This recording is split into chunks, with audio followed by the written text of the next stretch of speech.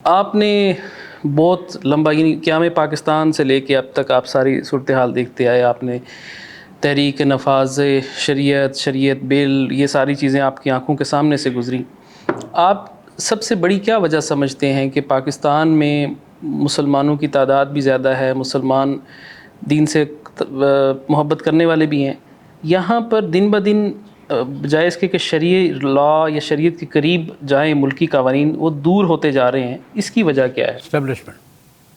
Establishment serious نہیں ہے. اس نفاذ اسلام میں اسٹیبلشمنٹ سیریس نہیں ہے.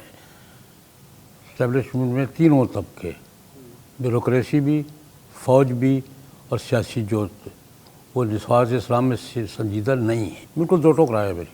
اس میں وہ مذہبی جماعتوں کو بھی آپ شامل کر رہے ہیں؟ مذہبی جماعتیں وقت گزارنے کی کوشش کرتی ہیں, تھوڑا بہت لگی رہتی ہے. مذہبی جماعتیں میں اسٹیبلشمنٹ میں مذہبی جماعتیں نہیں ہیں, لیکن یہ اپنی کوشش کرتی ہے. لیکن میں آپ سے عرض کرتا ہوں, ہم نے اجتماعی طور پہ 2 فیصلے کیے تھے, اس پہ قائم ہیں.